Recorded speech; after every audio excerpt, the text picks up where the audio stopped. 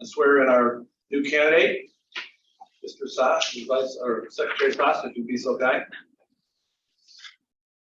Raise your right hand.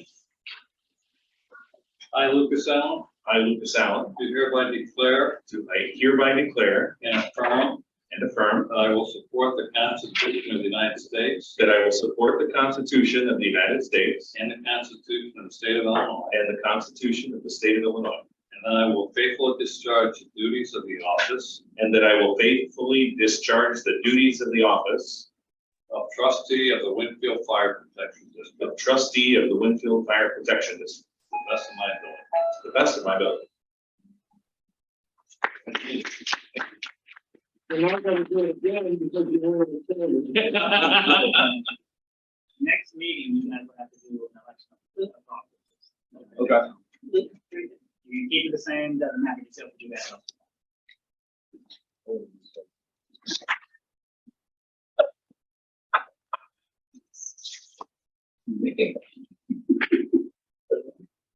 Where am I supposed to hit it here? Right there next to- You're right there, sir.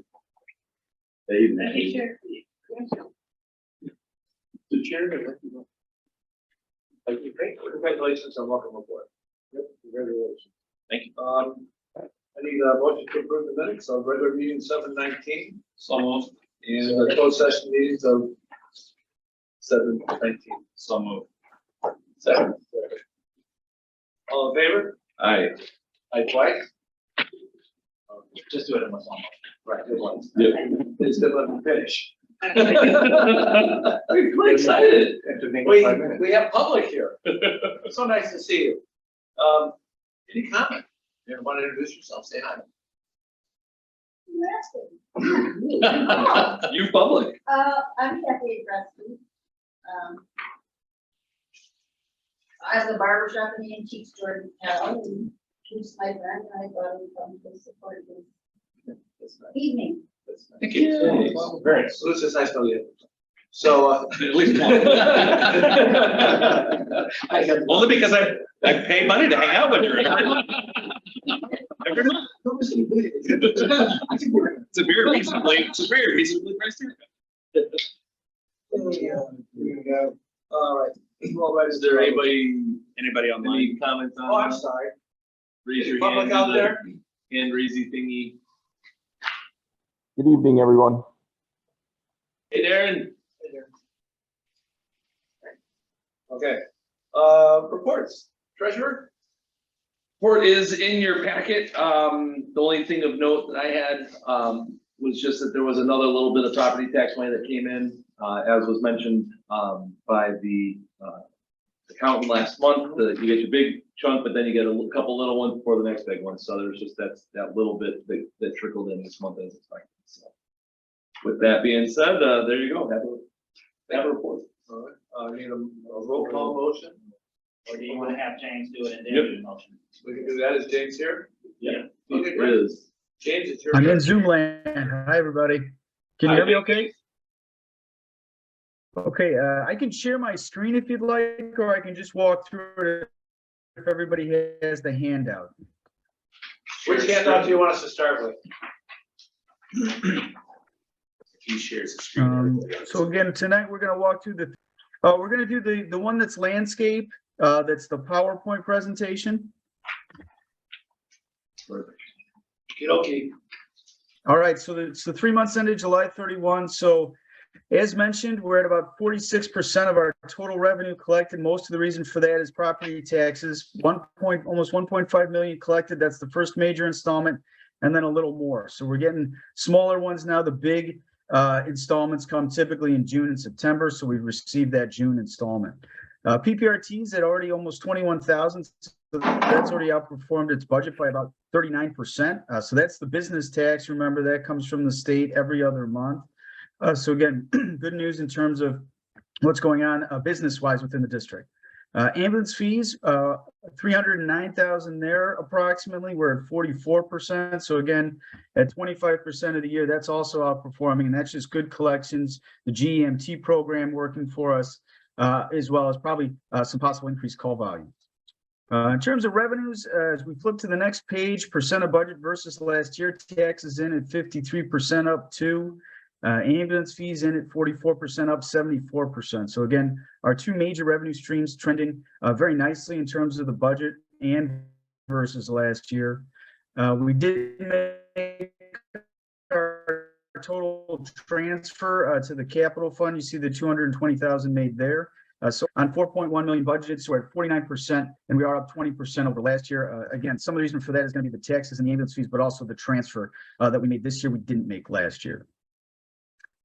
The next slide, the distribution. Again, taxes run the show at about 73%. Ambulance fees about 15%. Replacement tax about 1, investment income 0.1, and then our internal transfer makes up about 11%. And then not so much this month versus last month. Again, though, we're averaging about 103,000 a month. We budgeted 58 last year. Over 12 months, we were at about 73. So again, we're still outperforming in terms of budget and the prior year. On the expenditure side, on the next slide, again, 25% of the way through, we're at 21% of our total budget expense, operationally at 22%. Comp and benefits, again, that's our biggest slice of the pie at 21% on salaries of 521,000. That's at 24% of its budget. Health insurance at about 80,000 or 16%. Buildings and facilities at 20%. Our equipment and vehicle maintenance budgets at 7%. Training and education at 13%. So all of those right now trending better, I should say, than 25% of the year. We're all below that mark. Most of that holds true for all of our line accounts. We see a small uptick in the pension fund. Again, that's just because it mirrors those tax monies as they come in, they get deposited to the pension fund. Again, comp and salaries, though, runs the show. 21% there, the budget down 4%. And again, all those other categories at or below 25%, besides a little bit of an uptick in admin costs.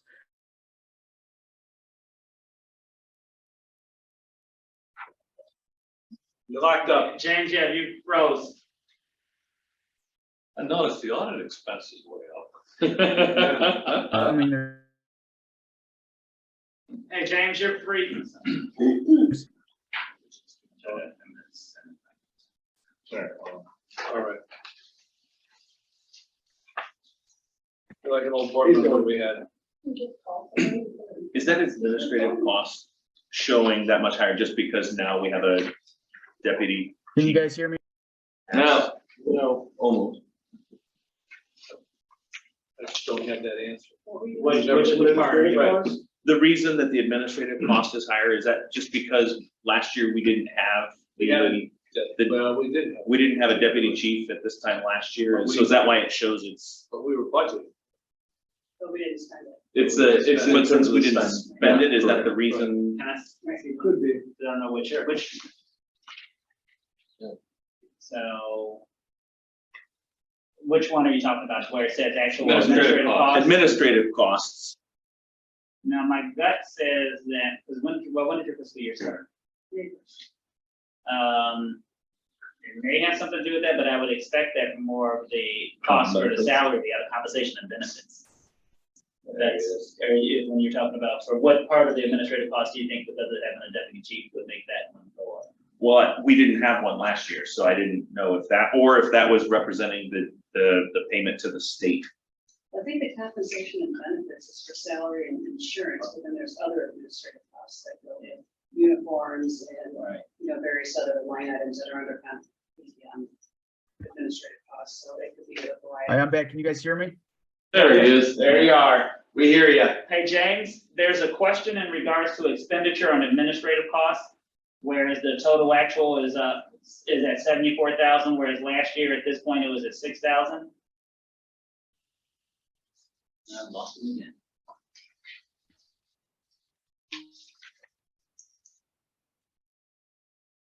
Yeah, we see that 1,100% increase. Yeah.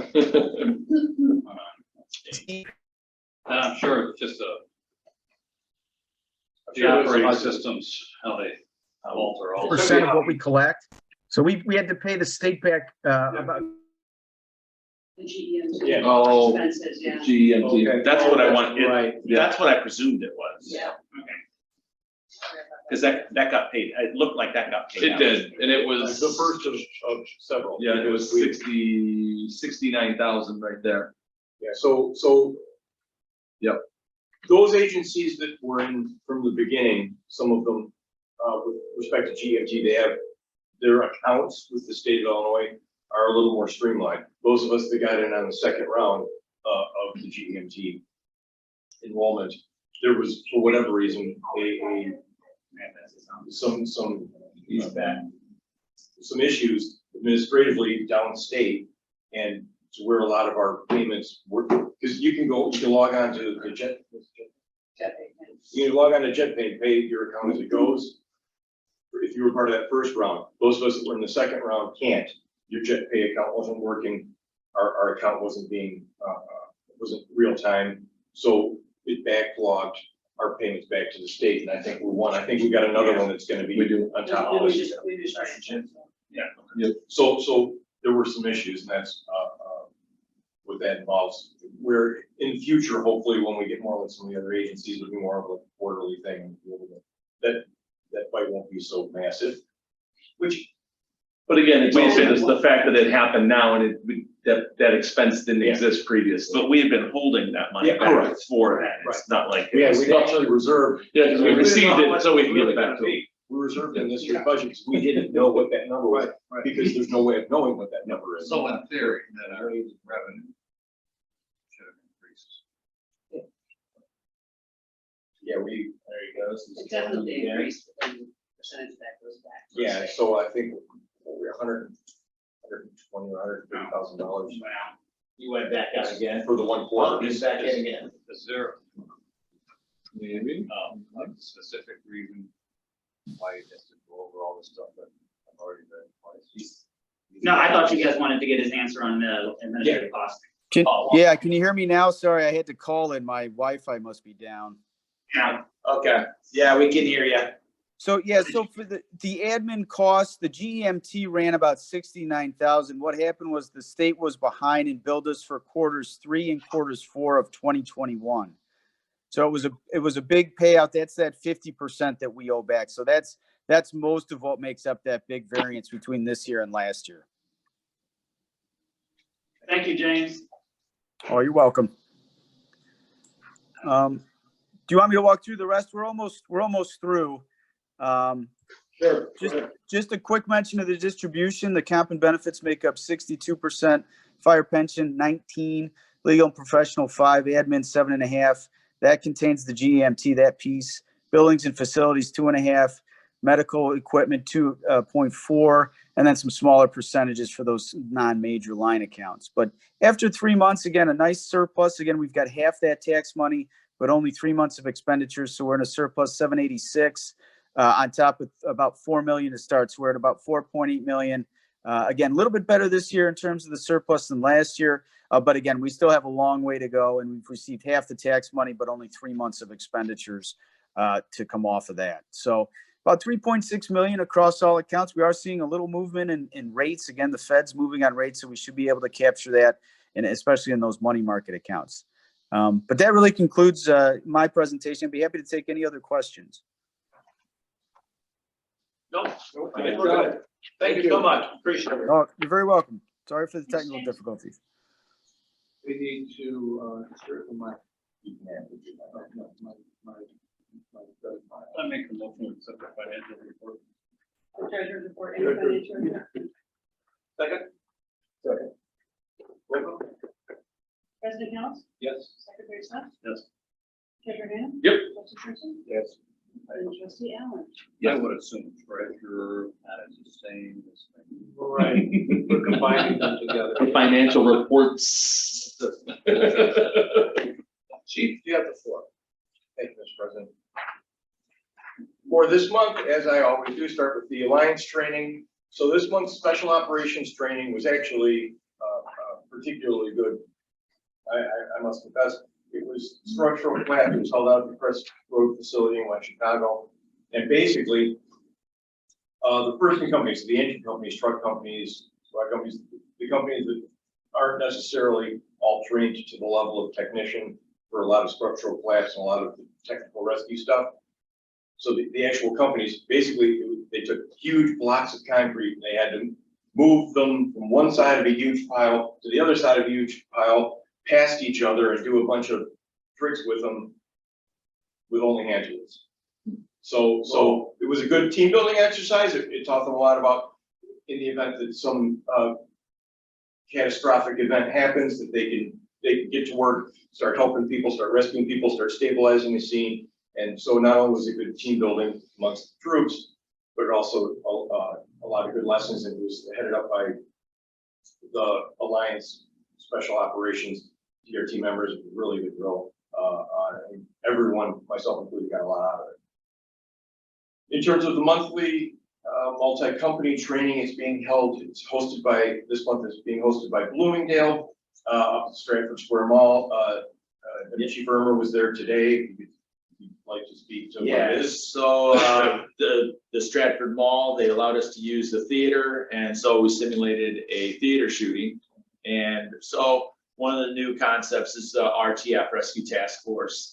So it really wasn't a rescue task force per se. Everybody's kind of new at that throughout our area, but it was an opportunity for us to kind of apply some of the basic things. And then it was a mass casualty to where it's managing a lot of patients all at once, putting all the things. And Bloomingdale's doing a phenomenal job of setting that up and running that drill. And it was good training. It kind of just brings some of those basic skills for RTF as we move in that direction and start applying some of those skills to it, working with our police also. So it's really great training continues. It's incredible. And again, it's one of the things that people often don't realize, especially unfortunately in the modern world we live in, is a lot of the nuance of it that involves, everything from the event itself to where do people wind up, how do we track those patients, how do we do reunification for family members, all of that stuff that you hear about on the news is all part of this, that making that better so we do our job better for the folks. And that's also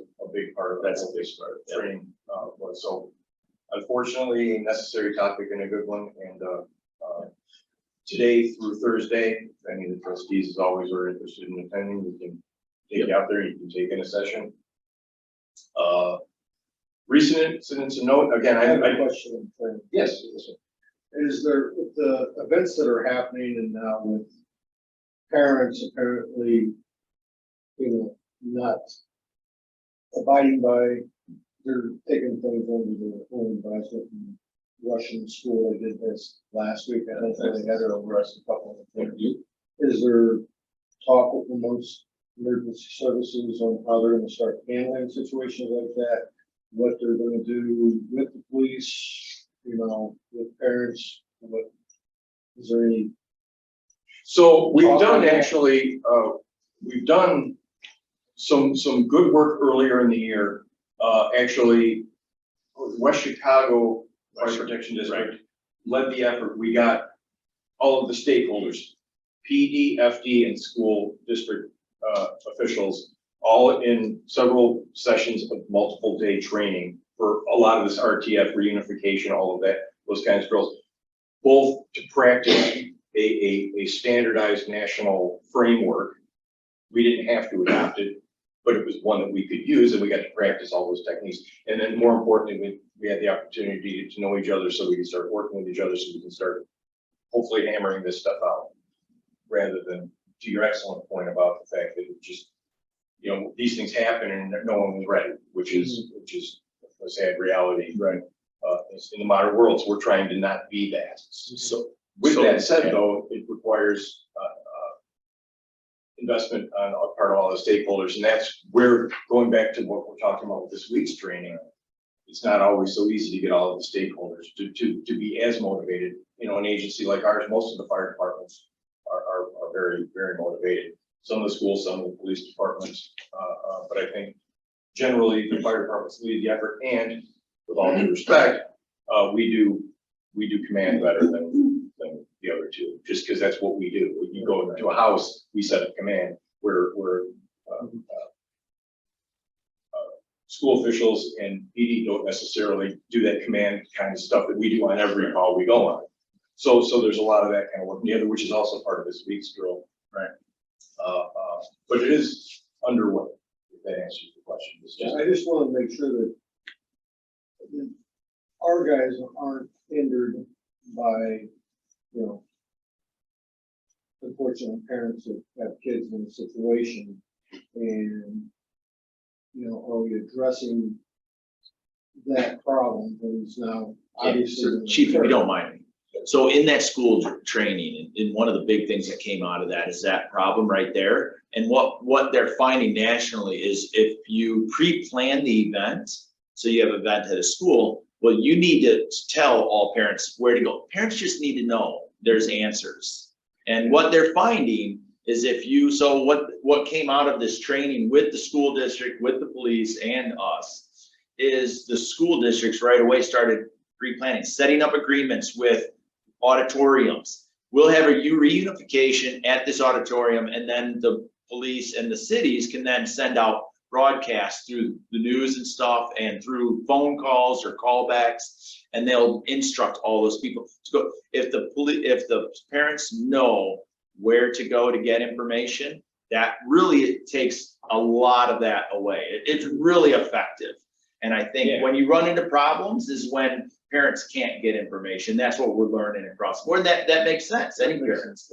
So that's one of the things, that's probably one of the biggest things that the school districts learn and are really proactive. West Chicago, Winfield, their superintendent was there with us, training with us, and they went back and like, let's start setting this up. And so it's that pre-planning that's really effective. yeah, West Chicago, actually regionally, are the only ones. I think someone else just did one. No, it was actually West Chicago did the second one. They were the only ones that I'm aware of in the area that did an actual relocation drill where, all right, everybody, we're walking and again, going back to the accountability and then parents reporting to the right place. So they're not rushing an unstable scene, rather they're going to a reunification site where that's got its own I problems. just want to make sure that we're addressing the problem that is now arise from For sure. Texas shooting and Yeah. the police being not effective, and it's now taking things into the. Well, you know, really, it's going to hinder our efforts in going in, and I just want to make sure it's being addressed. and it is, and we've been. What's there's a lot really more- amazing is that this area is so proactive in it, to be honest with you. This was a program put out by the Illinois Fire Service Institute and run through that. But then what we don't generally see through IFSI training, Illinois Fire Service Institute training, is the buy-in from the police, which was there was an equal number of police and all command levels, and school. There was probably more people from the school districts at every single level of every school.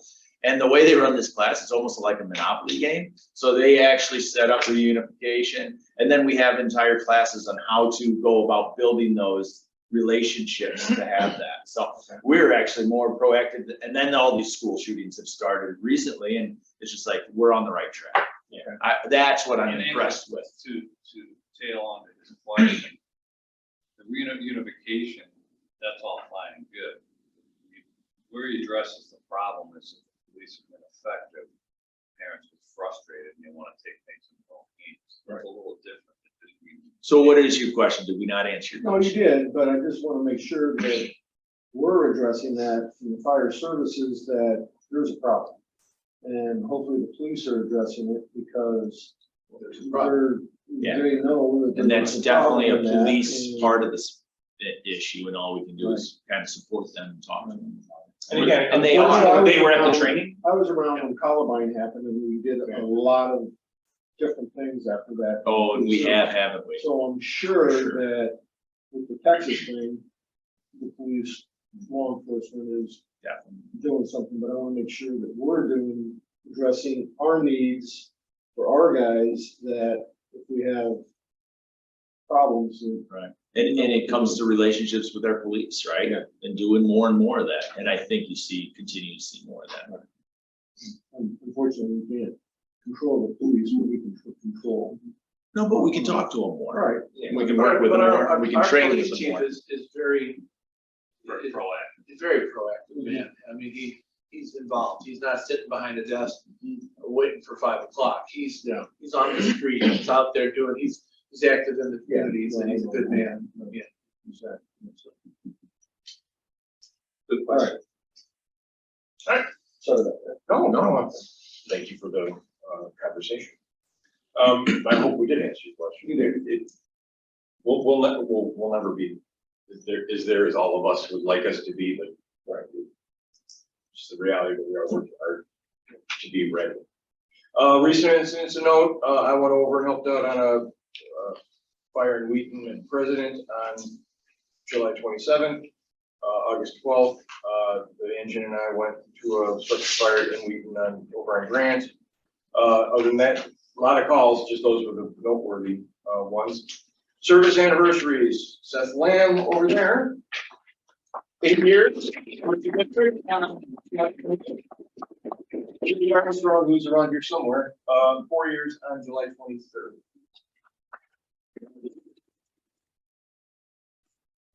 Flexible continues. Obviously, you have some policies in the packet. Flexible continues to be a thing. Deputy Chief Firmers working really hard on that. What's percentage completion? 40% completed with this packet today, and the last section is pretty much operational SOPs, which are pretty much covered by the Alliance. So we're really, in reality, somewhere around 50 to 60% done with our operation, which is way ahead of the schedule of where we expected to be with Flexible in this policy. We're moving right along. Fleet Thank you for update. your help. As always, thanks to Brian Burt and Fire Service Inc., our service provider, who continue to keep our struggling fleet afloat. Say that 3 times fast. You just did. Tender 31 is scheduled to go out for a fairly substantial coolant repair that's going to be expensive and it's going to be time consuming. Yep. A Medic 31, the small of the 2 Medic units, is out for an extensive repair at the shop, and probably it's been gone for over a week. It'll probably be gone for at least another week. Yeah. So to that point, we have been actively researching surplus used market, and it has been unfortunately fruitless for us. In one example, there was a neighboring agency that was selling a 10-year-old vehicle, but it was Medic. medic vehicle, but it was a considerable amount. I mean, it was not an insignificant amount of money. So considering the fact that our new one, which I'm going to get into in a minute, should be showing up here in a week or so, with that kind of investment in a 10-year-old vehicle, which we know the vehicle and it's used, we feel that this is a better approach for stabilizing the fleet. We're sinking considerable money into Medic 31. That should get us through while we're updating the ambulance fleet. So we think this is actually a better move, because, and we have done the investment in trying to find alternative solutions, and we think the path we're on is the prudent one. Any further on that? Yeah, I mean, we looked at what we've spent on Medic 31 last year, and year to date up to now was $10,000, just in repairs. And that was before this newest repair that's going in. It's got a injector that was coming out. Number 5 injector failed. While it's out, I had them just go ahead and replace all the injectors. They called me yesterday and said they're having a hard time getting it out. That's one of the problems. So it's gonna be they gotta pull the whole engine and tip it up just to get to that injector. So that's kind of the challenge we're running into. So that's why we at least look out to see what kind of ideas are out there. We just saw $18,000 is a little more than we spend for a 10-year ambulance. We're only gaining 2 years, and it was run hard too. So we'll kind of keep our eyes open. If there's a bargain, we'll keep you abreast. But we got the new ambulance. We're getting this ambulance fixed. All the injectors should be good. So that one should be off. They did find a power steering leak while they were at it also, but they're fixing that.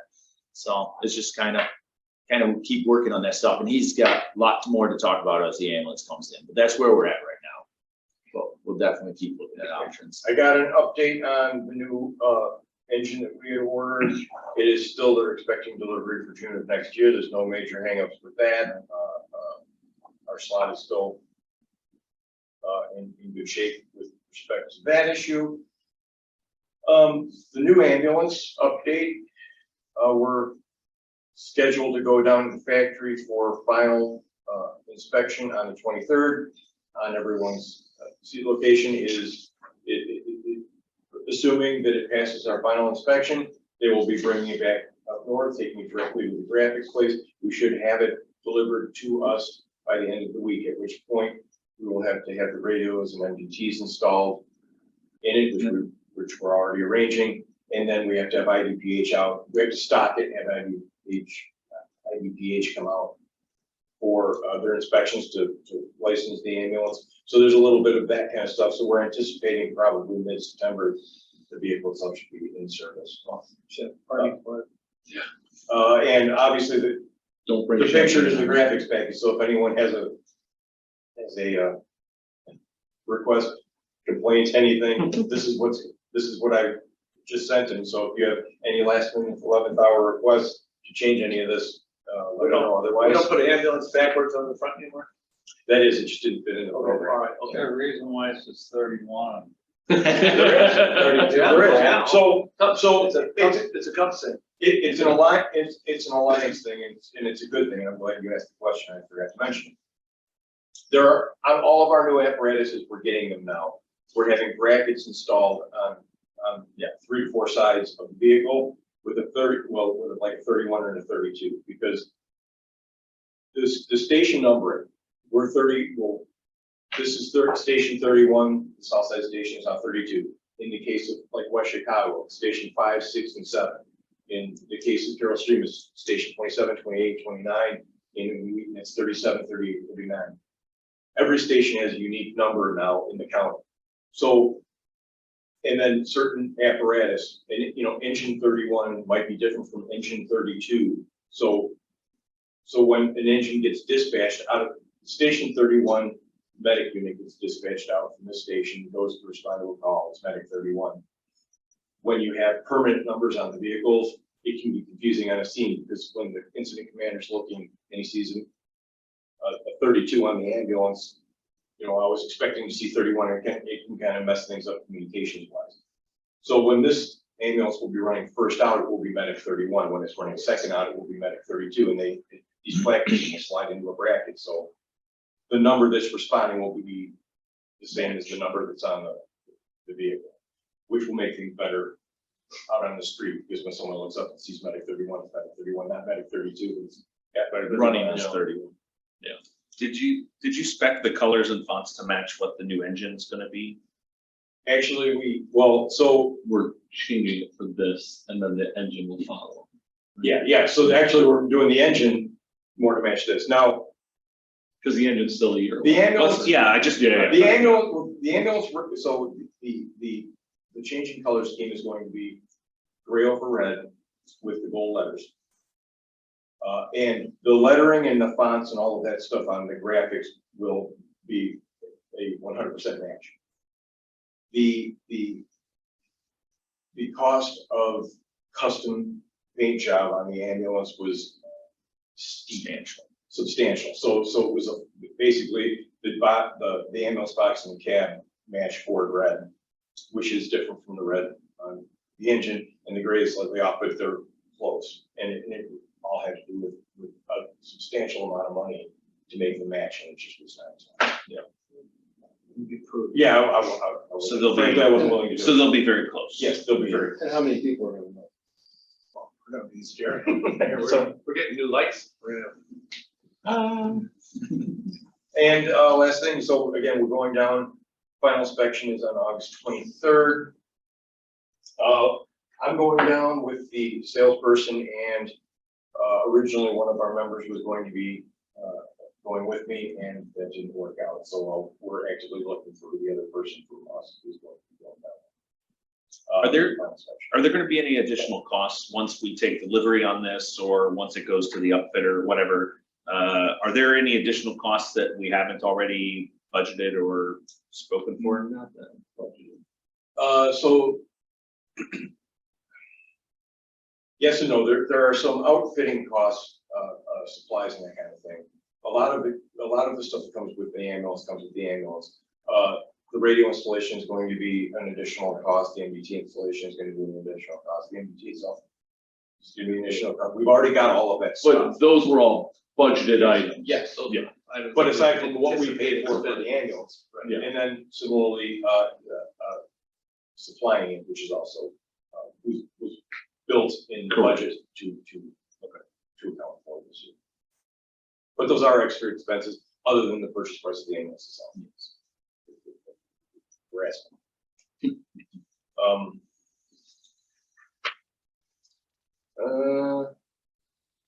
So the safer grant announcements still haven't been made for any of the federal grants that we are aware of. So everyone, according to those people that we've talked to, everyone's expecting the grant notifications to come out within the next few days.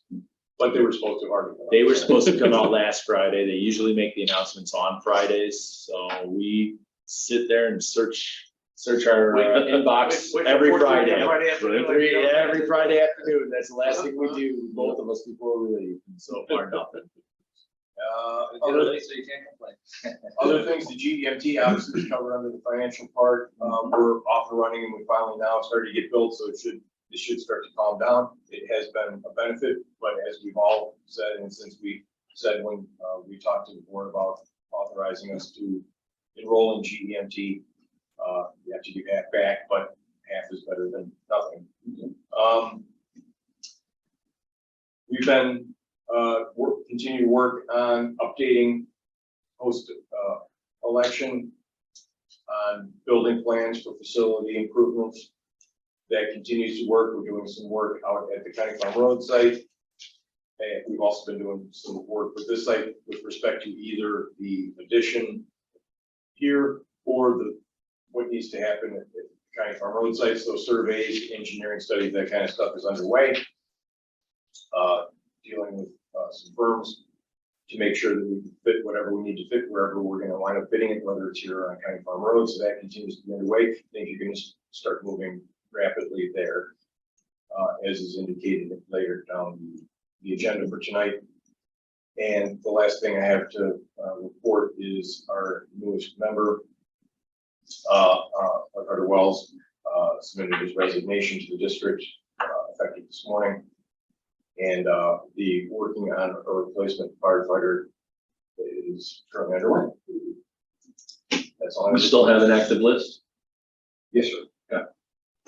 So. Did he even start? February 14th. Yeah, okay, that's all. And so we do have an active list, but one of the things, I'll take this opportunity actually to expand our report. I'm listening to.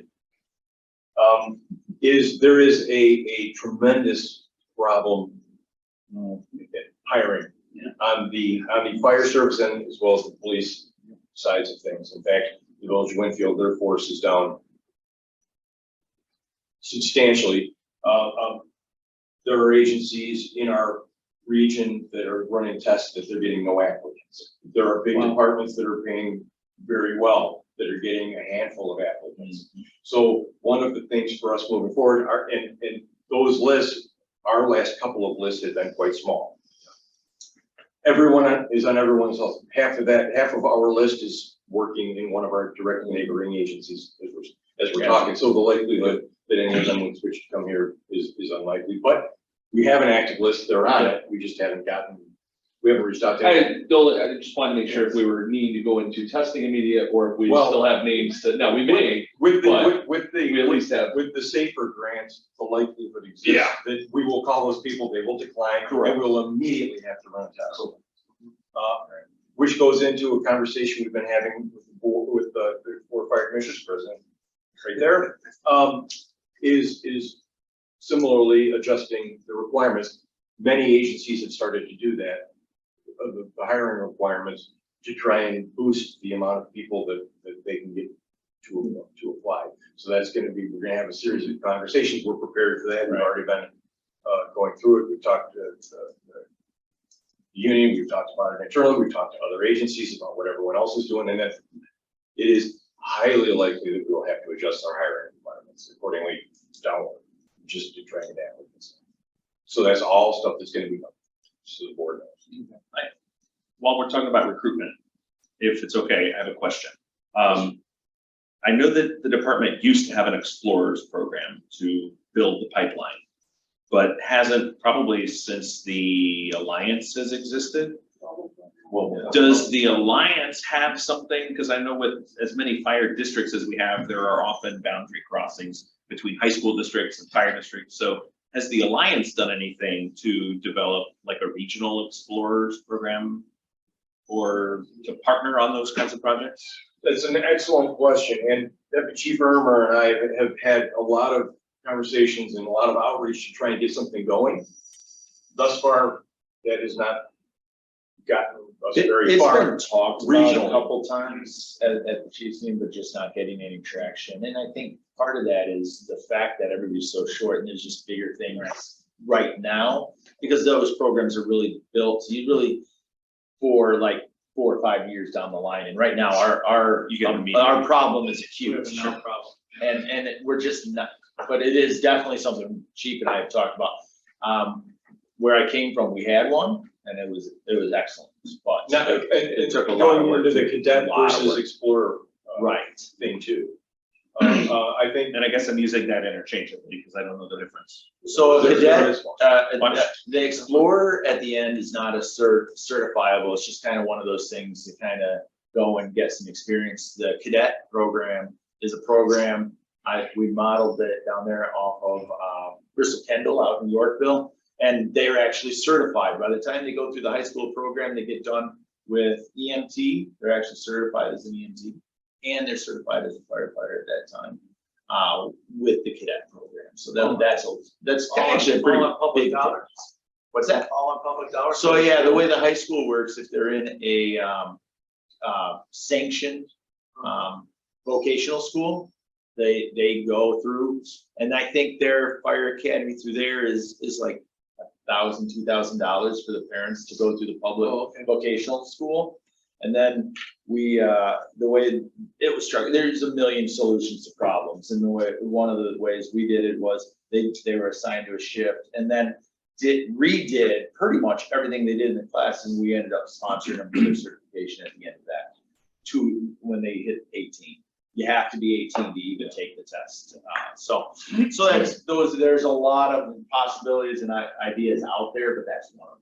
And I would add that we've actually had conversations with some of the local school districts about trying to help us get some outreach into the high schools to try and get something going. So that stuff has been underway because that was what we saw is the future. We needed to get it. You needed the high schools. Yeah, we need to get going on that. Just because looking at the landscape for new people to get into our field. So that's all actually been something that we've been working on, and compliments to Superintendent Matt Rich. Yeah. Who's helped us, he's getting us out there, talking to people to try and hopefully get in there for like job fairs or whatever, to get things going. We have one coming up here real soon, their safety event and a blood drive that we're working with the PD, and we're all gonna go over there together. School, I think the park district's involved in that. Yeah. So there's a lot of good things going there, and so we would like to get something going. It's just, we do have a more immediate problem, but just because we have the immediate problem, we're trying to take care of the immediate problem, we also are still trying to look at the long game to try and get that recruitment element going.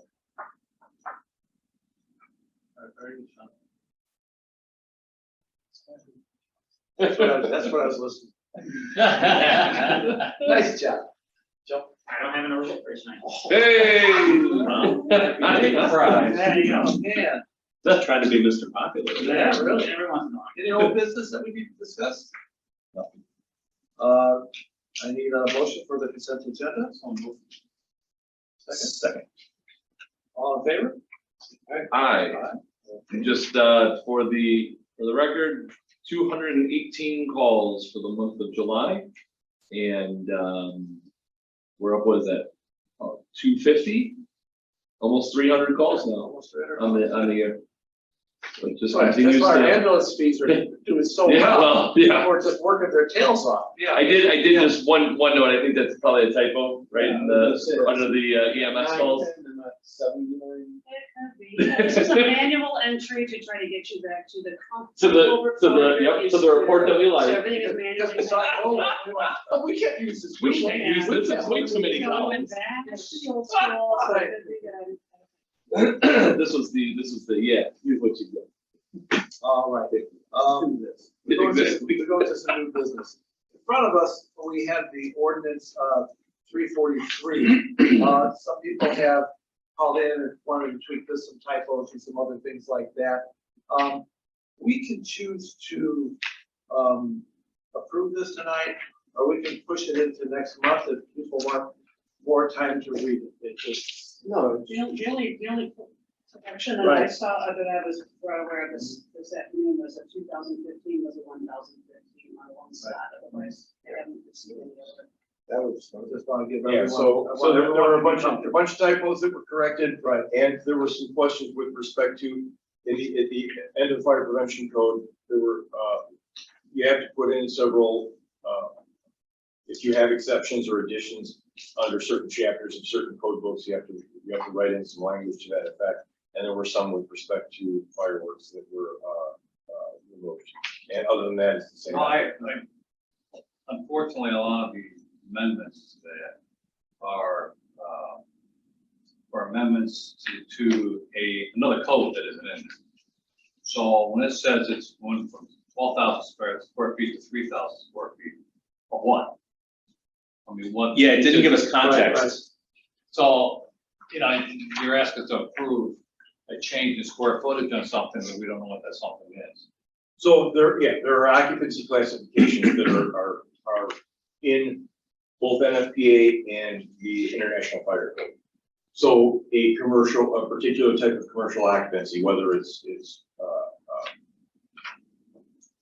low hazard, medium hazard, high hazard, manufacturing, rack storage, based on how it is classified in the code books with what type of occupancy is. If it should or should not be sprinklered, is essentially what those are about. Those are all exceptions, because in the code, if you adopt the code book, just here's the book, we're adopting it without any exceptions or amendments, then whatever the code book says is what you have to go by. So Let me clarify my question. I kind of get where that was going, but I know that, as in West Chicago and Winfield, there were different, size requirements before you had to sprinkler a building. What I don't want is that we're changing all the codes and all of a sudden, what used to be 5,000 square feet or 7,500 square feet, you didn't need a sprinkler system. And now you do. I'm gonna go back to somebody owns a building, no sprinkler system, we've got to put one in. Wouldn't they be grandfathered? They need to be granted. yes, that would. Unless they do construction, unless they do a remodel. Over 50% of the. 50%. Right. Over 50%. See, that's all not, that's why I have questions. I don't want, from one who owned a building that wasn't sprinkled, I don't want somebody coming in and telling me, oh, by the way, you gotta kick up about 10 grand to sprinkle your building, because we changed codes. I wanna make sure that doesn't happen. So that'll be if, the remodel requirements would be referenced in, this, the reason it's done this way is because otherwise you would have, the ordinance you'd be doing would be just the whole code book. So this just has exceptions. So if you looked at probably, and look, I am a lawyer, I am not a code official. But if you looked at 903.2.1 or section 903, it probably would have that. If you looked in the code book, it would have that language in there. So I think that's the key, but almost all of it, no one would, it would just make this ordinance to It was just hard for me to read, Which like, one? because I'm like, it just says replace 5,000 with 3,000, and it Right. says that 15 times. I don't know what I'm voting to replace. No, that's why I wanted to bring it up, I wanted to have some discussion so that we are all comfortable with it. And I'll if be we're not, honest, we can push it to I next have month. no interest in reading the code book Right. and doing this referencing back and forth. I have a certain amount of faith in the chief to come up with reasonable square footages, but I don't want the square footage to become, well, we're doing this because West Chicago does it.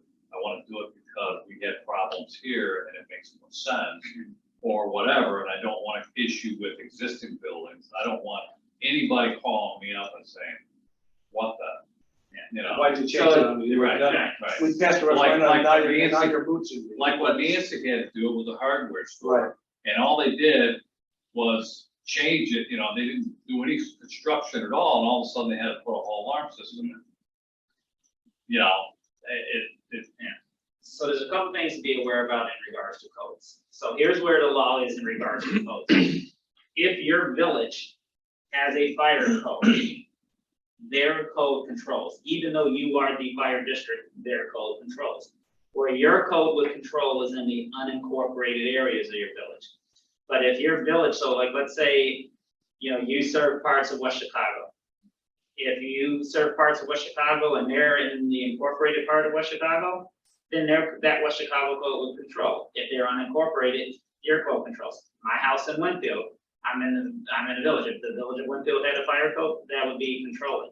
Now, my understanding though, this is actually getting to, so that both of you guys and the village are now lined up. Yes. Yeah. So our code was quite old and quite out of date, and arguably there was elements of it that would be difficult to enforce.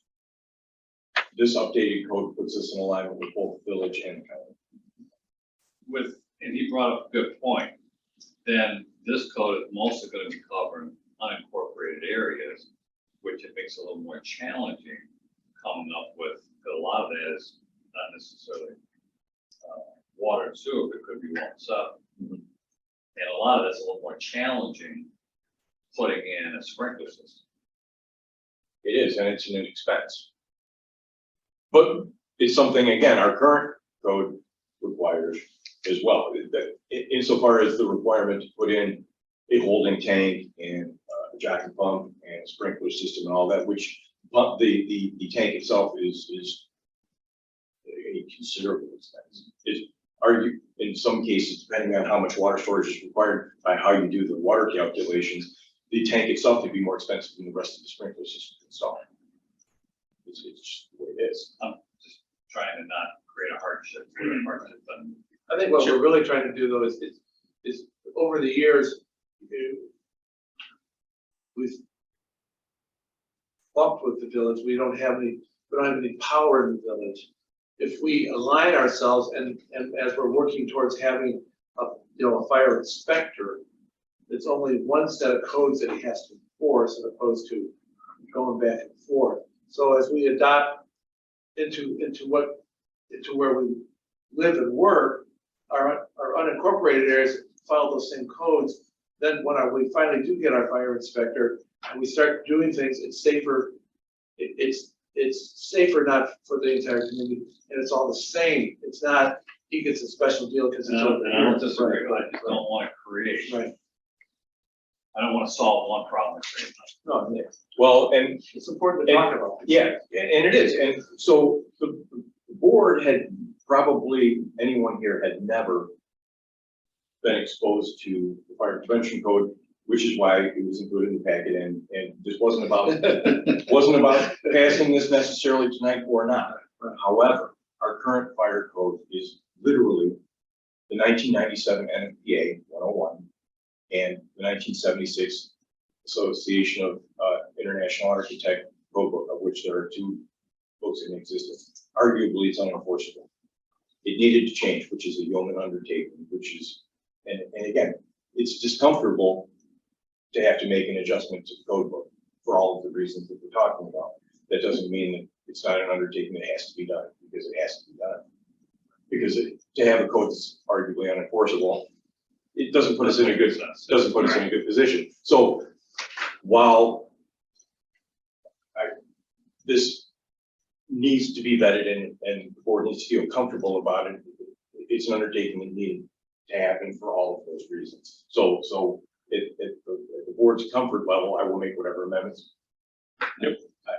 I can and are needed to, but our code needs to change because it just needs to change. I think it's important to note too, and I understand what you're saying, Phil, but the reality is if a property owner is doing such substantial renovations to their facility where they would then no longer have their grandfathered capabilities within the rule of law, right?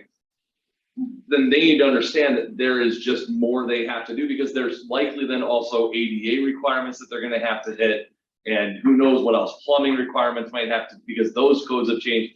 There's a lot more than just hours. And so I like to think that somebody who is consciously going into the purpose of redoing a building is aware and cognizant of all the different things they're gonna have to update. And I don't think that, I don't, that. you know what I mean? I think You that misunderstand my whole okay. point. that could be. When the showers went from a hardware store to an antique store, they didn't do any construction at all, but put paneling up. They repurposed it. But then they had to spend a substantial amount of money because suddenly the occupancy changed, and now you have to update it. Gotcha. And as an owner of a building, Yeah. and you lose a tenant, you bring another tenant in, I don't want to create a burden to the owner of that building because we decided to change our code at the last minute. He gets a new occupant, and then all of a sudden he's got to put a sprinkler system. And that's where I'm going. It has nothing to do with the changing of the building, it has to do with changing of occupancy. And I think from what you were saying, Joe, correct me if I'm wrong, the actionable moment would actually be off of a changing of the building, not for a changing of tenancy. Is that correct? We're talking about two completely different things. So like if you change occupancy, if the village code already has something regarding occupancy. Well, what about hardware store to a multiple Okay, well, station but antique store? I guess from my standpoint, like even in your other code probably for different occupancies, you probably have something that's different already. Yes.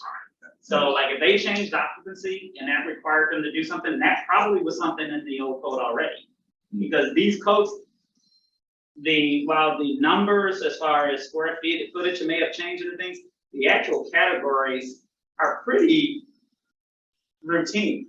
So different types of occupancy may have a different code requirement, but that was probably in existence prior to it. Yeah. So that's, Okay. and my gut would say that someone who is a tenant who comes in doing, what, I don't know, let's say fireworks. So, no, I get that. Yeah, but. No, what municipalities do, Mhm. and they've done this in West Chicago, and I'm familiar with it, they did it to me. Which is where I have a problem, because I own the building. Is the occupancy change, and they took that opportunity, to say, oh, it's a change of occupancy, we're gonna make you update all your codes. Not that your occupancy required different codes, it's we're using that as an opportunity to say, now you gotta bring it down. Well, yeah, I mean, that part I can't speak to, but I would guess that certain things of occupancy, like it does definitely speak in the code regarding certain types of businesses. Right, I understand. So that's where, I mean, that's why it becomes, it's almost a difficult question to, like, there is no perfect solution. There's just is not. The issue for you guys though is that if you're using a 97 code, you are like you're the only one using a 97 code. Nobody's using Might as well have the 97 tablet code. themselves. But I don't even, quite honestly, I don't care if you pass the code or not. It's just that some of the things I don't think there's an answer to. That's it. No, and I'm not suggesting we don't pass the code, I'm just, you know what's in here, I just wanna make sure that we're not enforcing things that should be grandfathered in, or that at least you have the authority to look at a situation. The and say, discretion. Well, discretion is built into the codes anyway, and going back to the example that you used, there are many elements of that I would argue were code enforcement officials' determination that I wouldn't necessarily have agreed with respect to, just because it's changing in occupancy, bringing the whole thing up to a different code isn't necessarily an interpretation I would make necessarily, or other people, that has to go with a local official, not necessarily the code itself. Okay. If we were to adopt the proposed new ordinance, what would the timeline be for implementation? So when would, if a new building permit were issued, what day, then, because people building are gonna need to know when to anticipate those changes. So within the village, to Attorney Miller's point, village code, which has been in place for a couple of years now is still the code that they would follow, is within the municipal corporate limits of Winfield. In the unincorporated area, is where we would have jurisdiction to some degree, all congruent with the county, actually. So there are plans that the county and I or Lieutenant Pimento, if we're reviewing a plan, that actually one side or the other will approve and the other one won't because of the differences in our code books. Just to get that explanation out there. Now, there is a process because there's notifications that need to be made and when we adopt a new code. So when the code were to be adopted, it would not immediately go into effect. It would be, so we have to notify the state that we changed our fire prevention code, then we have to have a posting and allow people to come in, review, and all that other stuff. And then I think it's a grand total of 30 days before it takes effect. And what percentage would you say, if you could say a percentage of congruency between us and the village of Winfield and the county, how close is this putting us to overlapping in those code expectations? Here. So, and one of the questions I had, because this code would adopt the 2015 International Fire Code and the 2015 National Fire Protection Association 101 code, which is the fire prevention code in totality, which brings in all of the other NFPA standards with it. That is the code that this is. So the county, the village, most municipalities within the county, and probably half or more of the fire protection districts within DuPage County all have adopted that same year, the 2015 International Fire Code. Some of the fire protection districts, and in this request, ours, would have also congruently adopted the National Fire Protection Association standards because, to Trustee Sasser's point, it is more stringent than the IFC. NFPA is more is a harder code than the IFC because it's the NFPA. That's what they do. They're a fire. It's a fire thing. So in terms of interpretations, it's easier. It's actually easier for code enforcement officials to with fire districts to go back to NFPA because it speaks our language better. Where the International Fire Code is an offshoot of the International Building Code, and it's a little less specific with respect to fire prevention matters. So you can find an actual direct answer to a lot of fire code questions in NFPA that you can't find in IFC, or at least that's my opinion. So that's why you adopt both. Is you have the ability, if something comes up, that you can dial in a little closer to get a better answer for an applicant. So if it goes into effect, let's say 30 days or whatever after we approve, that's what your inspectors would use from that day going forward? Yes. When they're reviewing plans? Yes. Which again would make us a little more in alignment with, in our case, the county. We don't necessarily review plans inside the village of Winfield. Within the village of Winfield, we will often be afforded the opportunity to have plans and have a look at it and give them our thoughts. You know, hey, could you take a look at, could you maybe visit the turn radius into the entrance? Because we need to be able to get a tower ladder, or proximity to the fire hydrant to the fire department connection. So we'll be given, as a courtesy, a set of plans from the village, and we'll be able to write back, and we have our opinion on the matter, but they're under no obligation to accept any of the requests that we have. We're in the county area, we will have a complete and comprehensive review, as will the county. And again, as I said a moment ago, either one may or may not approve,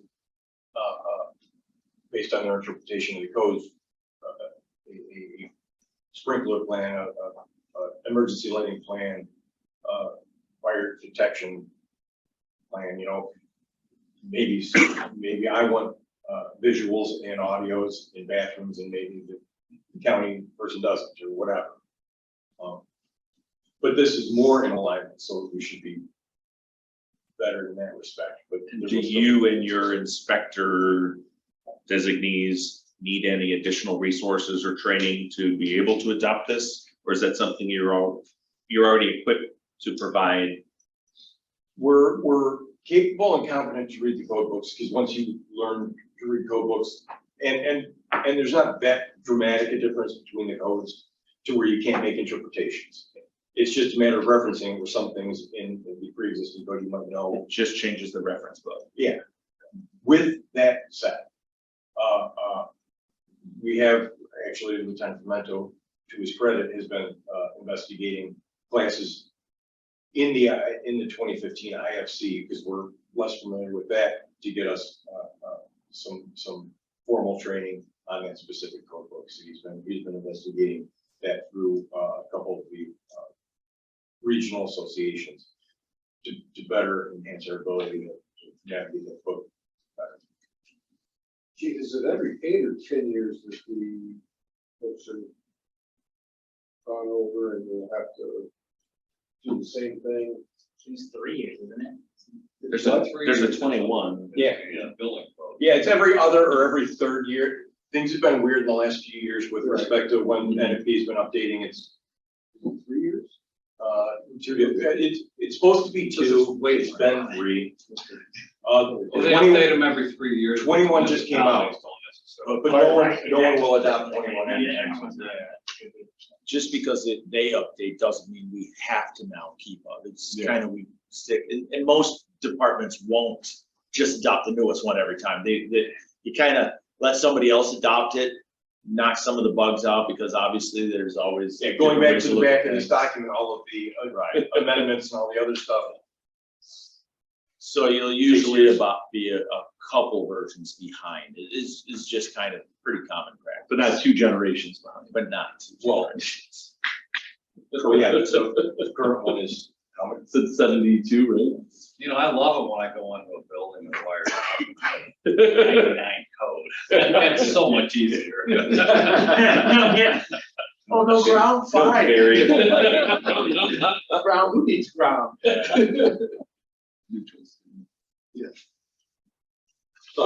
Again, my attitude isn't necessarily fast, it's just, this is something that needs to happen, and whenever the board's timeline is to get that done, it's something. I have one specific question. On page 16, it required the wireless connection. Yes. Is that going to force everybody outside of the village? Am I interpreting this correctly? Everybody who's not in the village of Winfield, who has a fire alarm system in place, anytime they do anything with their fire alarm system, are they going to have it converted? That, so the wireless or radio transmitter for fire prevention, for fire detection systems is something that is in our existing code. It's been in everybody around us existing code for years. Okay. It's Not new. This won't be new. It's been the new standard for probably over a decade. Okay. And everyone should have adopted that in this whole region years ago. It's actually a more cost-effective option. It's more reliable, less false alarms, all that kind of stuff. So that was why. I was thinking, I just didn't want to automatically trigger a whole bunch of people that have a bunch of bills that didn't. Yeah, already. So actually, it's an advantage, and it's an advantage we adopted over that. Does anybody have any questions? I'll make a motion to adopt the ordinance. Also, you have a motion? Second. All in favor? No, roll call. Oh, that's roll call? Oh, yeah. Trustee Kellis, Yes. Secretary Stas, Yes. Treasurer Gainer, Yes. Trustee Simpson, Yes. Trustee Allen. Yes. Haven't you learned that when in doubt, roll call it out? Like, this Then is I just. get caught saying, I thought roll call. The problem is that if you violate the code, people actually get fined, so. you get Ah, fined. So there is a financial So I have component to it. we have to roll call vote to spend their money. Okay. The next one that we have up here is the request for proposal to build a new fire station or remodel station 31. Steve's been working very hard on this, and it does help us get things moving quicker so that whichever way we decide is the most frugal way to spend the dollars that we're so generously given by our community. The biggest thing that stuck out on me on that is I think 30 days is too short a timeline to expect numbers to be coming back. We had this discussion and Sometimes you And can't remember- get fixture prices. So what's gonna happen, Right. if somebody has 30 days and they can't come up with a number, they're gonna throw a big number at it. Yeah. And that's not to our advantage. well, what do you want to, what would you suggest, 60, 120? I mean, I would have said 90 days. Okay. That's more than enough. and is If that, somebody has an issue with getting a subcontractor back, otherwise. and I lean towards you because you deal with this. Right. And these guys don't necessarily, so. No, I would say 90 days. Okay. 30 days is.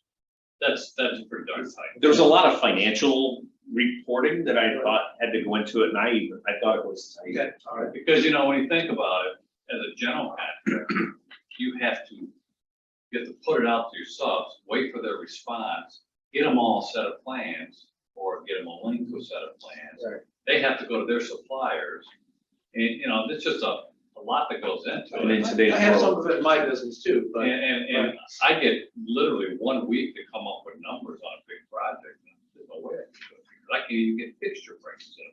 You know, it's crazy. So I just think it's unfair, especially if the guy is a smaller guy who doesn't have 13. Doesn't have resources, right? I do feel 90 is too long. I think 60 would be, I'd be more amenable to 60. Well, we can't spend the money until we get it anyway. Right. Why does it matter? It's gonna be a super job anyway. I mean, even if 90 days to come over and we say, okay, that looks great. Then we're sitting waiting anyhow. It puts us, So Joe, sorry. if I up can- against, into election time. Joe, if I can ask a question, if we've been working with an architect to kind of get preliminary stuff already together, like before we actually got a referendum, passed, do we still need to go out for an RFP? Okay, so- How does that work? And here's the way it works. If you already have a relationship with an architect, if you have they provided architectural services for you, then you don't have to go out for RFP. The definition of what that is a little bit gray. So like if they've actually performed architectural services on facilities for you, I think you're good. If you just went to a group and said, hey, how much you think it's gonna cost to do a building? And they say, yeah, it probably costs like $4 million, but they really didn't, they didn't come out and actually provide architectural services for you, then that probably is, you may be, quite honestly, you could probably do it and no one's gonna challenge you on it. But it may be a little bit grayer. I don't know what, and when I say if they've done some architecture work for you, it can be extremely minor. If you said, okay, we want to do a roof, and they said, oh yeah, this is what you're gonna do. You're in. There, you don't have to do it. If you just said, if you went to a firm and said, yeah, we're in the concept of looking at doing something, and you didn't have any prior relationship with them, and they said, yeah, it's gonna cost you $2 million, well, you probably should have done something to go to RFP when you even had them do that sort of proposal. Does that make any sense? or Yeah, no? it makes a ton of sense. So I guess it depends on what you guys have done with an architect. If you had some people come in, if whoever designed the station, whoever did something, if they're still around and that's who you like, then you probably don't have to go out for bid on it. You know, maybe I'm in a little dark about this because we already have We have a been, architect put together where we've got. Yeah, So we so, saw drawings at one point. yeah, we talked to an architectural firm, we talked to, we saw drawings. Yeah, we talked to, a commercial contracting firm, because again, in the lead up, going back to the referendum issue, we had to have some kind of numbers to be able to tell the public that we'd done our due Right. diligence. So we did talk to a couple of firms, both commercial building, architectural, to that fact, and both of them did work on our behalf. But we haven't paid a bill. Well, my point is this, I mean, and that's where I'm confused, because it says in here that they have to come back with construction numbers in 30 days, and still to make a drawing yet for a no one's done it like no one's done blueprints or What anything like that. they've got is they've got concepts. Okay, so They've got some and if concepts. you got numbers in 30 days for a concept, it's a little different than numbers of actually nuts and bolts of putting the building together in 30 days, because it's two different things.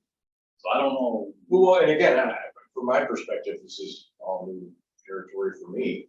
So And so my question is, are we looking for a build a concept number in 30 days? Or are we looking for the actual, how much is it gonna cost to build that building to the penny?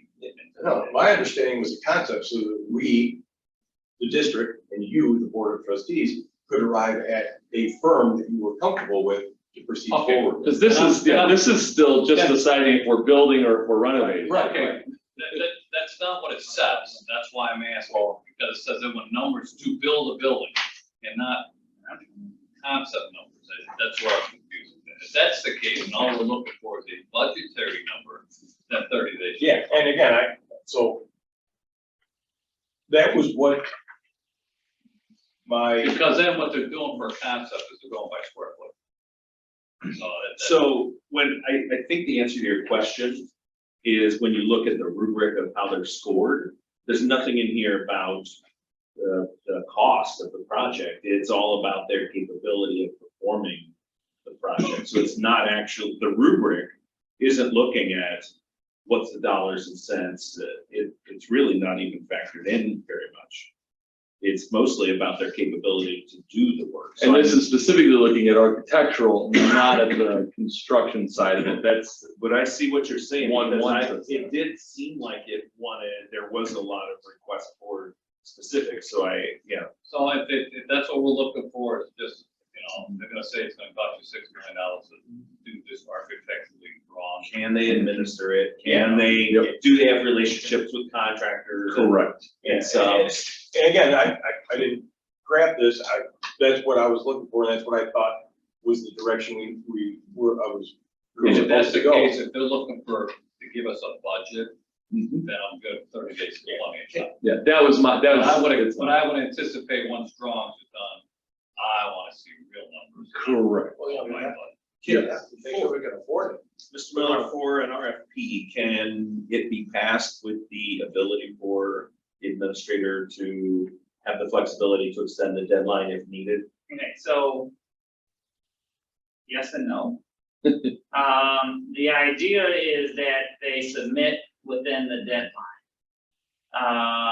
But then you can always say, okay, wow, we've got an idea and we want before the board is going to approve or accept one of the proposals, we can make some changes to actually then give everyone else a chance to amend that. In theory, the timeframe is the timeframe, but you can always kind of, you may see something, you're like, you know what, we decided we want to do this, and to be fair to everyone, you're gonna give them more time. But everybody. Correct. Exactly. As long as it's equally Everybody gets provided. right. So, I mean, if you want. And that can be done administratively. That doesn't have to come, Yeah.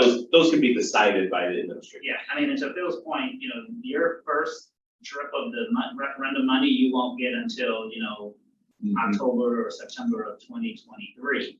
Correct. So whether you do 30 or 60 days, At that point, correct. it doesn't necessarily.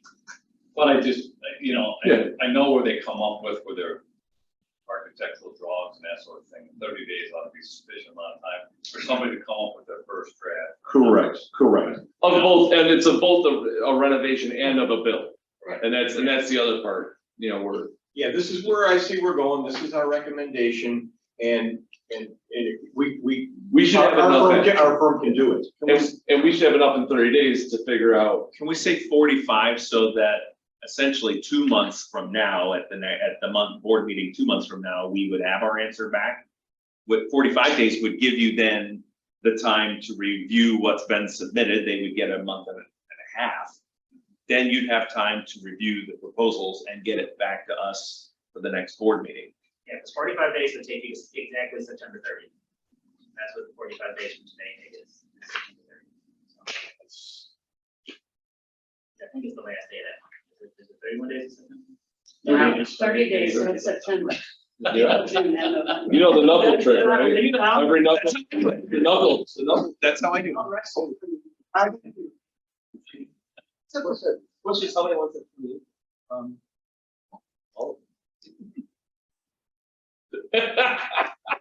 Oh, boy, it's getting late. Which actually takes us back to the. Switches us out 2 meetings, Does the RP which need to means get 3 ready? meetings by the time something gets done. Correct. So, which pushes us into January. So I mean, I'd rather move it along, but Right. I'm good with the 30. I'm good with the I 30. keep, You know, I didn't catch, I saw September 16th, and it just didn't. I'm reading this thing again, going, where the hell does it see 30 days? And finally, I'm like, oh, September. Yeah, I was looking for Duh. 30 days. Yeah, duh, I went, duh. So, yeah, so it's funny how we all read things different, isn't it? Yeah, so, yeah, so we're good with 30 as we sit right now, with the opportunity to extend as happenstance happen because of supply chain. What does this need to be amended at So- all? To well, right now reflect we're- what it is that we're asking for, because you made an excellent point. That's that's my concept of what we were asking for was that, is that rough thing and we. I think 1-1 actually very clearly lays out what it is. I didn't think we were signing off a building No. in a month.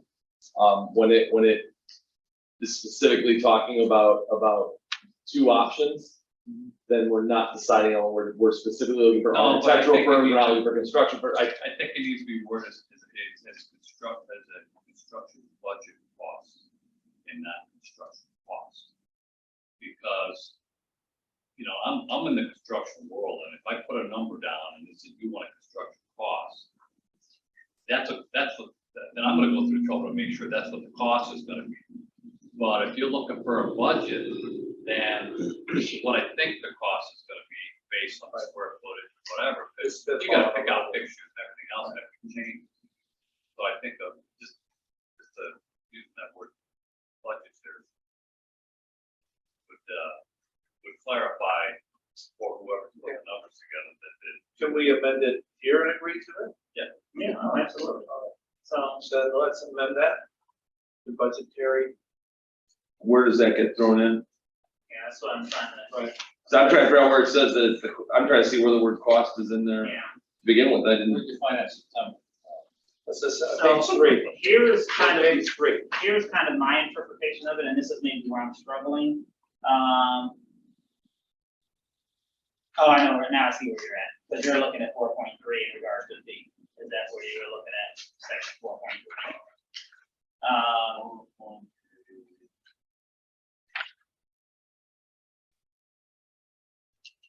Detailed cost estimates.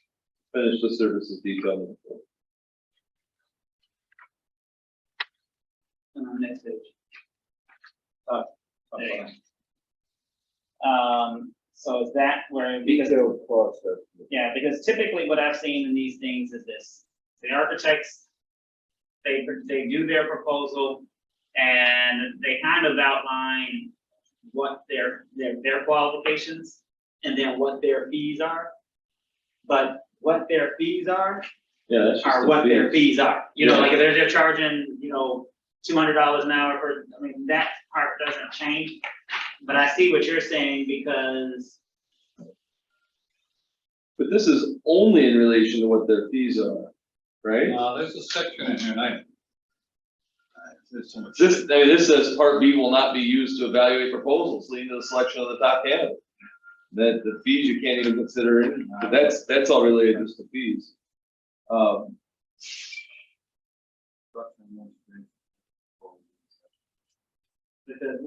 because I think it's difficult to know exactly what, well, maybe, you know, you guys know, you know way more about this than me. You know, they don't know, there's nothing in here that's telling them how much you're going to spend in the station, I don't think. No, well, they do know. They can tell you, once they pick a design and square footage, they can tell you pretty darn close where those numbers come No, but what I'm saying is you haven't told them, you haven't said, we're spending 5 million. We haven't sat there and said, here's our budget, you have to stay with But it. yeah, I agree, you're right, they know. We're gonna sit down, They'll we're know, gonna sit down, we're gonna footprint, tell them what our needs and wants are, and they're gonna give us I know This that, is see, where you now should be. I know where you're coming from. See, now I was missed out on where you're coming from, but you got me there. But I don't know where we put it. Well, what, I still did. All right, George, you just saw where it said 15. That's page 3, middle of Page page 3. 1.7. Receiving proposal deadline. So, okay. Proposals. So, and that's where I guess that threw me. The proposals are just their contract. It's just for the architectural. I'm good the way it is. Good discussion. Because then next it says project is to be completed by, and it's like, Yeah, We're already no, got no, I completion get date. you. Should we change that to final Yeah, yeah, construction? yeah. so I was, you know, we have a packet, you know, that's the size of all last year's package put together, and I'm reading all this stuff as fast. as I can. I'm happy that you read it. I've been gone all week, you know, Yeah. it's just like. I got places where you don't So read. I'm good. So- You guys know, you guys are work. I mean, you don't think I didn't know that? Hey, nobody's expecting so fast. By the We had a way, conversation. next month's printing bill is gonna be a little high too, guys, just so you know. We should do tablets with electronic Yep. distribution to everybody, and that way you can look at it. Actually, moving forward, we were talking earlier today that the packets are gonna be delivered in anchored boxes. So. Oh, great. Baker's box. So, we're all in agreement that we want to move forward with this as is. Yeah, that's I will make the motion to approve the RFP for building construction renovation proposals. Just to reiterate that word in there, there's a request for proposal from qualified architectural firms as presented. But, second. And this would be roll call, correct? President Gales, Yes. Secretary Sachs, Yes. Yes. Trustee Simpson, Yes. Trustee Allen. Yes. Oh, next is the standard operating procedures, right? SOPs? Mhm. That's it. All right. Got the oath done. Who has to mind that? I said you, that's And we have some discussion, this discussion. So on the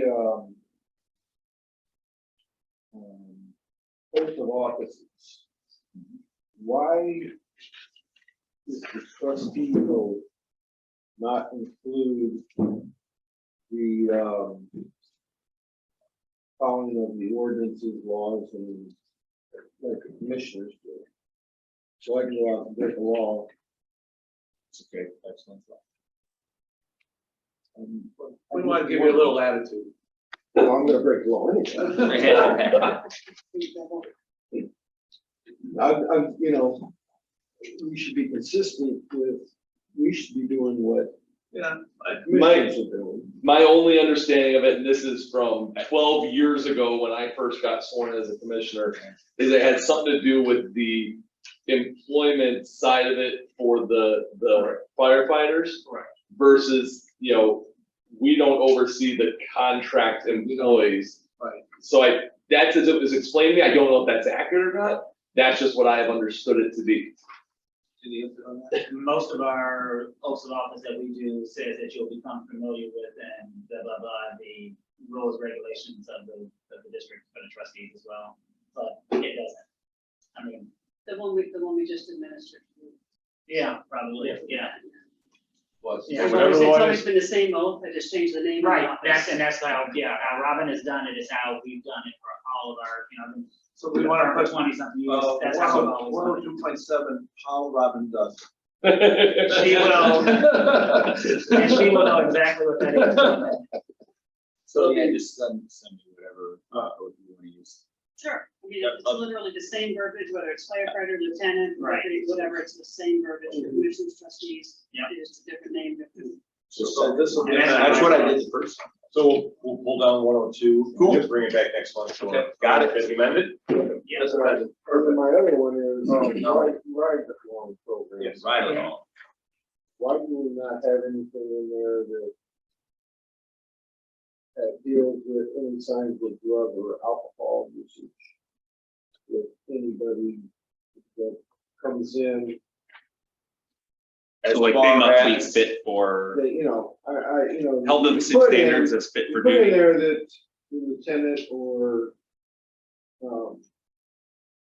can axe the. And I think that's all it was, for any reason, it doesn't matter whether it's drug, it doesn't matter, if he looks, he doesn't have to have him ride along. Right. And but so- should, my question though is, should we have the words of drug or alcohol usage in there so that it's plain to Stipend see, ETOH.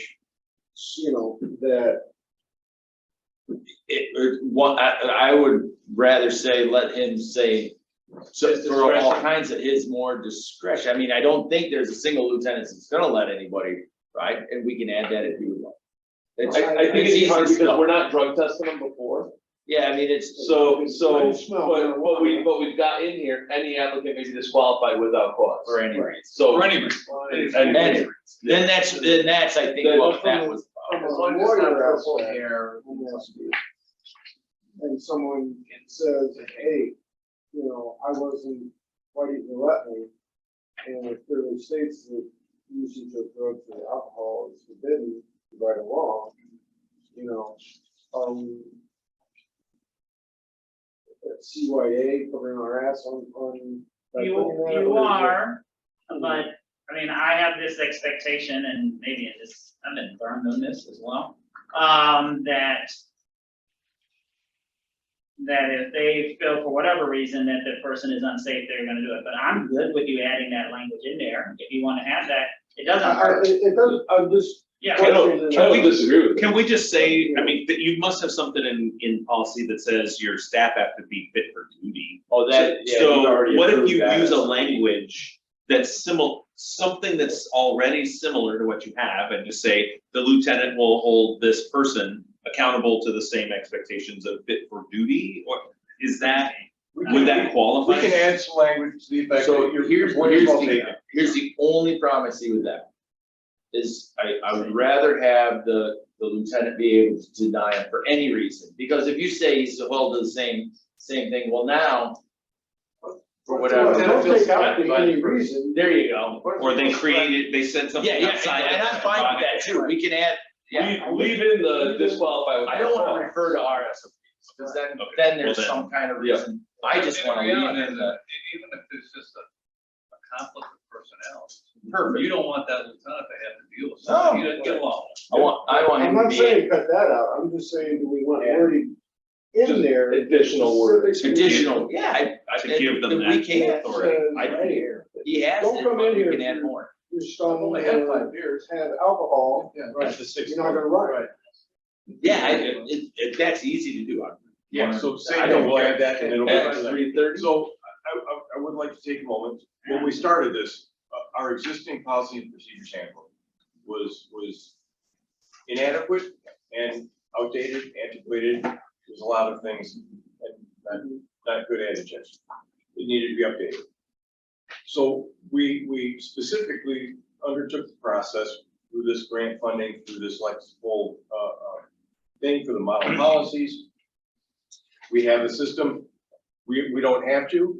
We've decided to because we think it's a good thing. The collective members of the collective bargaining unit have a chance to look at these, and if they have a problem, we take care of them before you guys ever see them. And the board itself was the last part of this. We wanted everyone's eyes on this, so this is all good stuff, and we are happy to comply with that. So it's not us. This is exactly what we wanted. We wanted to have these conversations, to have strong policies. So it's just everyone's like. I may have to change the firm ones, because I'm just looking at the ones that our firm does, and I didn't see that in there either, so. So, yeah, We just have general. But it was an excellent point. I see what you're saying. I'm happy that we're doing what we set out to do. Okay. That's all I'm saying, is I'm happy that the system works. That's all I'm saying. This is good. We've had good discussion. We've got a lot of things accomplished.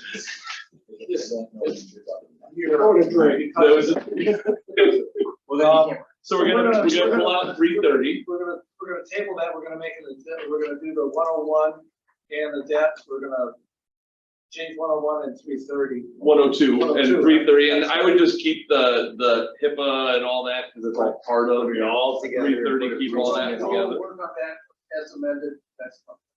Next up would be 710, But, right? But, so Or any we other? have, Mr., we have what is this? The surplus list of disposition. Are we doing, I'm sorry, are we doing any of these, or are we tabling the entirety of it? Perfect. Thank you. I didn't hear that part. I said I didn't hear that part either, that we were tabling all of them. I thought we could do it all.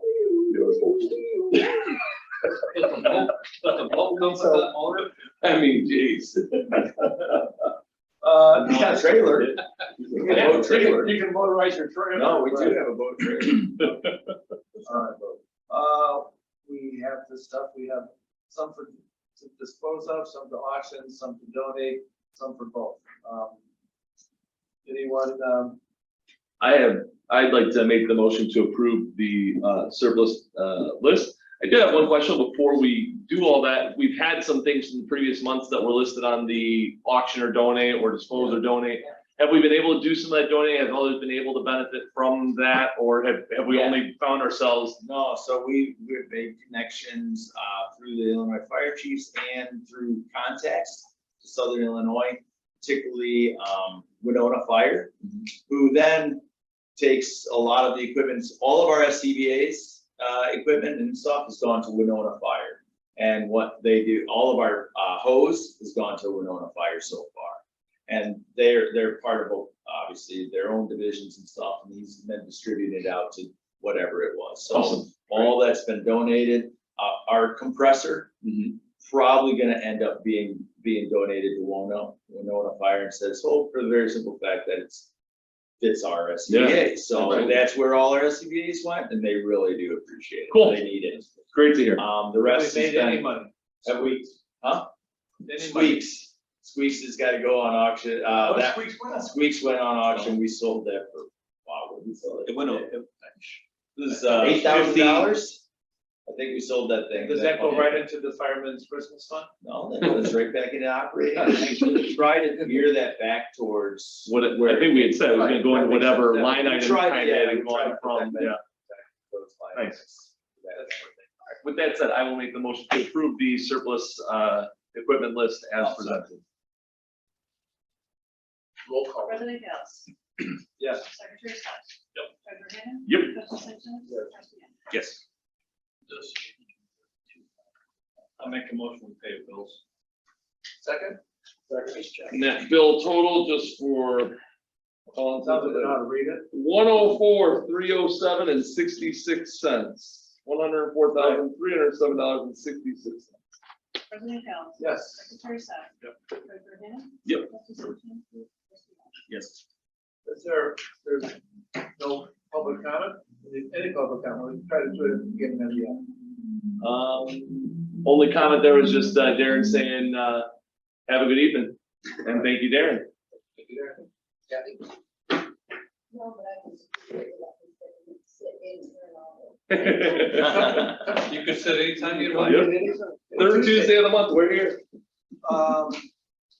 Do we need to move to executive session for anything that I don't know about? Okay. All right. Move we adjourn. Second. All in favor? All right. Cut the stream. Got it.